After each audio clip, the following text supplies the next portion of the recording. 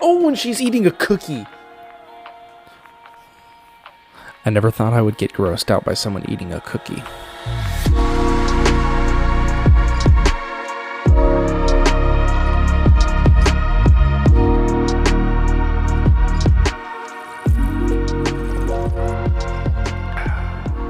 Hello, and welcome back to Coffee on Korriban. It is time to react to Chapter 19, Episode 3 of Season 3 of The Mandalorian. I'm very excited to check out this episode after last week, which was a huge, massive improvement over the first episode of this season.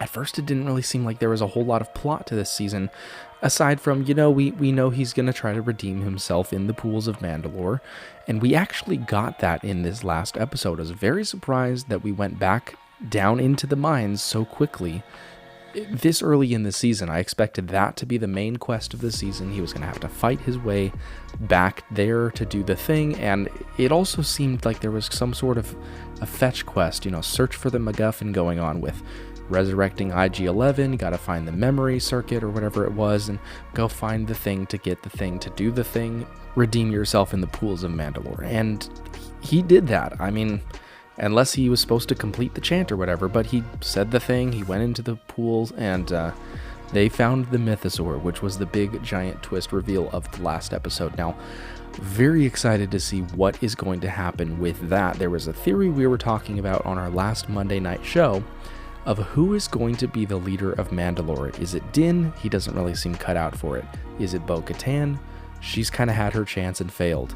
Is it Grogu? He's the Mandalorian Jedi, so to speak, that could be the next Mandalore, the Ultimate. We have no idea who that's going to be, but we were theorizing that it might be all three of them. We've got the royalty in Bo-Katan. She is a rightful ruler to Mandalore. She has, of the three of them, the largest, most legitimate claim to the throne. And then Din Djarin obviously has the Darksaber. That's the symbol for them all to rally around. And then Grogu, maybe he is even the one to ride the mythosaur. Now, it'd be cool to see anyone ride the mythosaur. I think we're going to get more of the mythosaur this season. That would be a huge waste if they didn't do that. But that's kind of what we were talking about on Monday night, so make sure if this is your first time here, you subscribe and check out our Monday night live shows. They're a lot of fun always. We play games, go over news, as well as just kind of nerd out about Star Wars stuff. Maybe I will even have you on the show. Now, about this episode. I'm a little late to the game. It's been a couple days since it was out. I've had some stuff come up, but I've heard very, very conflicting reports about this episode. Some people loved it, some people hated it. I've heard everything from they're finally taking a step in the right direction to I've never fallen asleep fast enough. So I don't know what to expect out of this episode other than I'm probably going to like it, because I tend to like the things that most people don't like when it comes to the new Star Wars products. At least in the last year or two. With Andor, I loved it. You guys that have been subscribed since Andor know that. That is right up my alley. So if this episode kind of takes some of that quality storytelling, the character-driven development of the story, and puts a little bit of gravitas behind the action and the scenes, and makes all the dialogue worth more, if that's the approach they're taking in this episode, I'm all for it. Now, obviously, if it's weird, I can't help that, because maybe those reports are true. Maybe there's nothing that happens in this. It's a filler episode, and it's just a bunch of wasted space and time. That's very possible, but I won't know until I see it. So I think I'm ready to watch it. You better be ready. 3, 2, 1, go. Are we going to go back to Dr. Pershing and the whole Imperial angle? Okay, so I see that the runtime is 59 minutes, including credits, so we're getting longer and longer. We're going in the right direction. Ooh, IG-11 and the armor in the intro. That's cool. Nothing. Like a mythosaur. Like a bantha. Alright, that was pretty bad. This is so cool. This is the way. This is the way. That's the first time that she's repeated it, I think. The interceptors are so cool. How close They're are we just to so cool. Kalevala? Well, this isn't a snooze fest. What were they talking about? Is he gonna jump out as they're going? Oh, okay. All right. Cool. Very cool. Sick. Dope. Heading to you. Oh, that was so cool in the background, it falling in the water. Okay, so that's cool that their blasters are actually tearing apart the rocks. Very interesting detail. All right, Din, swoop in. There we go. Whoa. Fancy. That was actually a really good action scene. Uh-oh. Oh, man. Yep, there are the bombers. There's the bombers. Dang. That's rough. Yeah, launch everything. More! More! More! Oh, holy cow. We've got company. Jeez.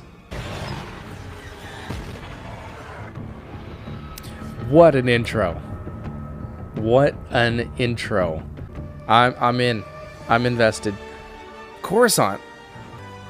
Looks good. A surprise to be sure, but a welcome one. So he is the German scientist that came over to America for amnesty during World War II, right? Most people would say, oh, we didn't need a TED Talk in Star Wars. Why not? This sort of stuff would happen on Coruscant all the time. It feels good. Oh, it feels good. It feels like Star Wars. Is that an original Ralph McQuarrie C-3PO design? If so, cool. Congratulations on making it into the program. It's a little creepy. Thank you. It feels so good. It shouldn't feel this good for Mandalorian. Bro, like, why does it feel so good? Join us for a drink. This Tunisian ale is fantastic. Officer M34. I didn't know you worked for him. I heard Is that cover blown? Just like all of us. A mole?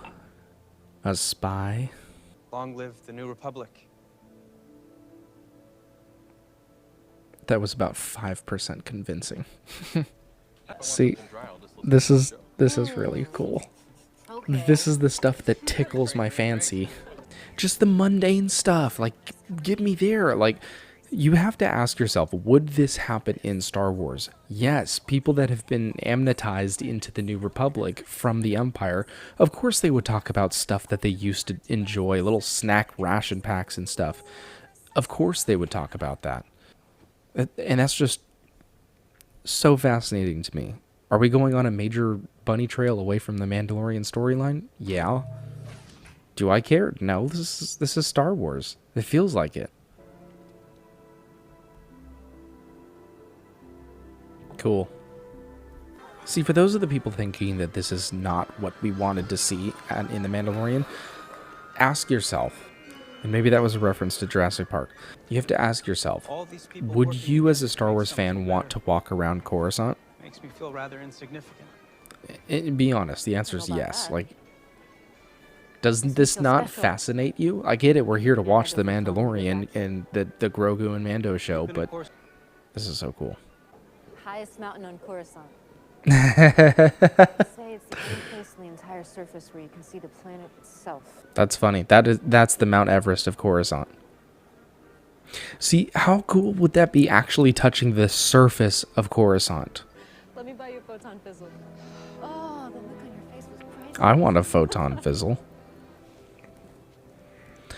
It's not what you're supposed to do. That choir. Do you hear that? Oh, it just sounds so good. it's the right thing to do. Sure is.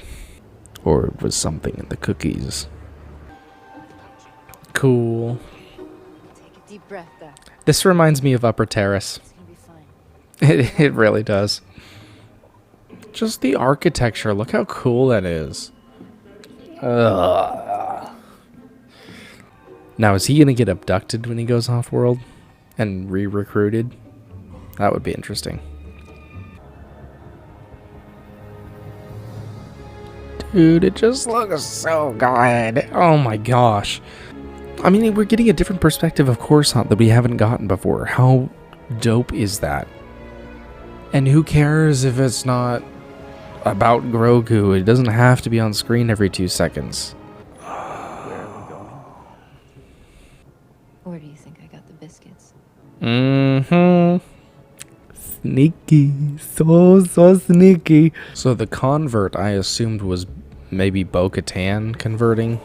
But maybe it's this doctor converting. This is the Polar Express. It's a little creepy. Yeah, they're okay. We get it. They're gonna get on top and they're gonna get the skis and sort of an intimidating robot. A little bit too convenient. And they were going like 70. Nah, not buying it. They didn't have enough sideways momentum. A decommissioned Star Destroyer.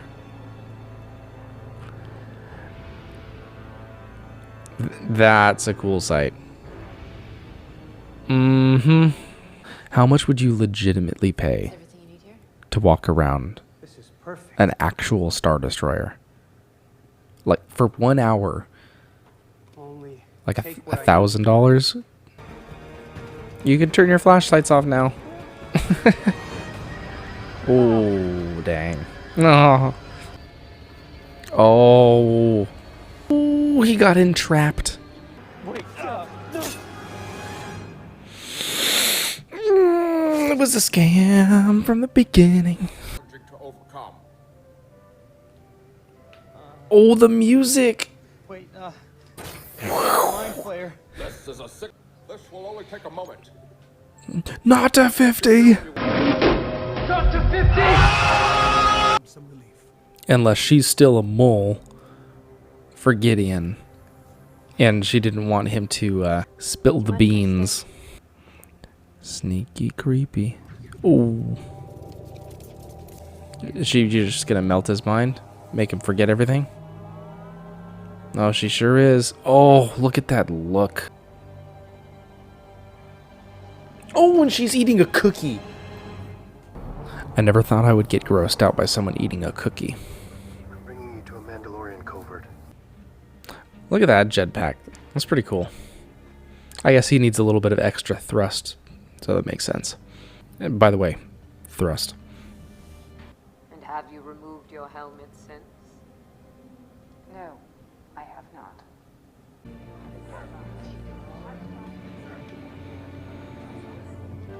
Cool. Cool. Cool. Sweet. But she knows she's seen the mythosaur. Oh! Okay. Alright, give me a second. Give me a second. Alright. Very cool. Very, very, very cool. First off, Coruscant looks amazing. It feels amazing. The single scene where he's sitting in the front and the driver has his head turned back for way too long and they're just cruising the Coruscant skyline. Oh my goodness, the feeling that gave me. Jeez, that alone makes me want to give this episode a 10, just because of the feeling of Star Wars. And again, as I asked during the reaction, would you not want to just go walk around Coruscant at night? Like, how much would you pay to actually go there, if it were a real place, to actually go there and walk around and lick the glowing popsicles and touch the rock, the actual surface of Coruscant? And then as we're going through the Star Destroyer, how much would you pay to be able to walk through an actual Star Destroyer? Maybe not as creepy as that, but like if you could actually literally go to those places, would you not, as a Star Wars fan, give like everything in your bank account, like all $20 or whatever, to go and do that and have that experience. How amazing would that be? And so for us to get a little bit of a taste of that in this episode, sure, it might be boring. It might be a bunny trail for some people that they don't really care because they're here to watch the Grogu show. But to take a break from that and to get to experience those things, the inside of a Star Destroyer, as well as the Coruscant nightlife, like, how cool is that? And the part where they took out of the train station, the train depot, and you just get to see the buildings from the train as they're going by. It looked great. It felt great. I mean, what else do you want? Seriously. It felt so good. The part about Bo-Katan being a convert now and being accepted into their covert is really cool. Something I didn't think about last week. Now she is redeemed as well. We didn't even actually really touch on that. But it's cool that she is, somewhat accepted into this cult now. And I'm interested in seeing if this is something that she wants to continue doing, or if that will give her a little bit more of a positive light on her reputation with the other clans to potentially reunite the Mandalorians. And as I said in the intro, whether it's her, Din Djarin, we know there's the Mythosaur and the Darksaber in the picture. She has the royalty and the history of it, the family name. So how this is all going to play out is fascinating. Now, I do believe that she sold him out because she recognized that he worked for Moff Gideon, which is why she probably melted his brain, which is creepy because it almost seemed like he was sort of enjoying that procedure at the first part, at the lower voltages, as they said. But as she turned the dial to 50,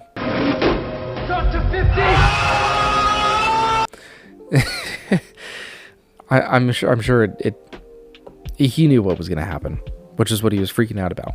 So I'm pretty sure that she is still working for Gideon, but she couldn't have anything that would be able to tie her back to that. And other than the one comment he made while they were having drinks, he was the link that could connect the dots. And so in also selling him out, she proved her worth to the higher-ups through this rehabilitation program, the amnesty program, that she is faithful to the New Republic. But she's not. I don't believe she is, and I do believe she's going to come back in a bigger way.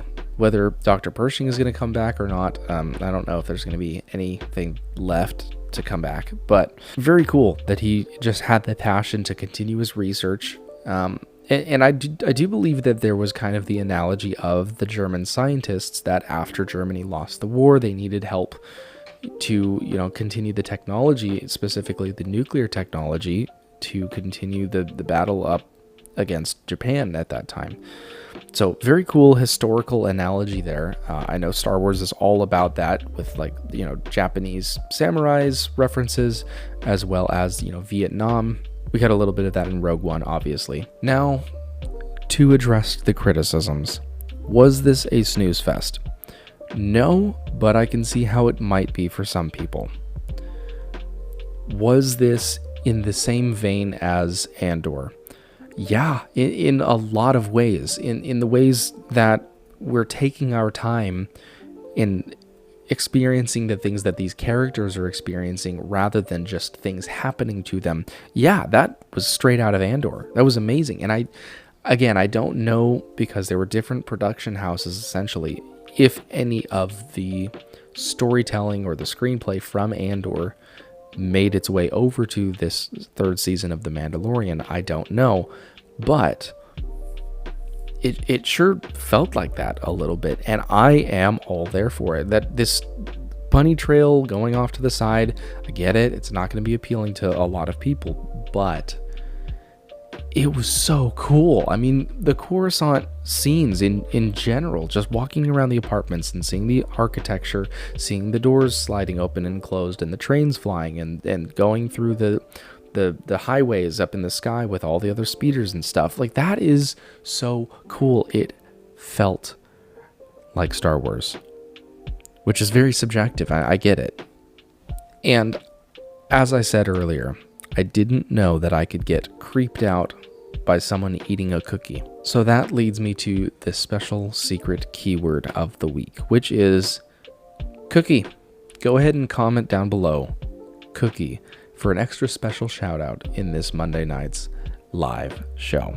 How awful that she used that cookie to gain his trust, and as she was torturing him and probably melting his mind, she ate the cookie. It's cold.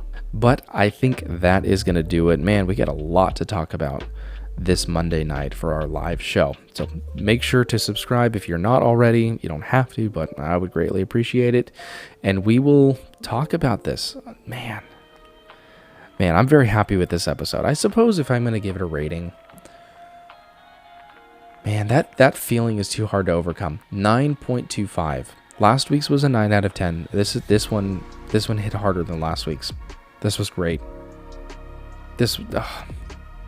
Again, it's such a subjective thing because this felt like Star Wars to me, and I can also understand how to someone else this doesn't even feel close to Star Wars. I get it. I understand if there's complaints against this, but for me personally, this is what I want out of Star Wars in general. Whether this is the Dr. Pershing show or the Grogu Mando show, kind of how we had Boba Fett, lose off on 2 episodes of his own story in the middle of his show. I get it, but it was just great. Loved it. That's all I'm going to say about that. So thank you very much for watching. If you've been here since the very beginning of the video, I really appreciate your time. May the stash be with you, and I will see you wherever I happen to see you in the galaxy.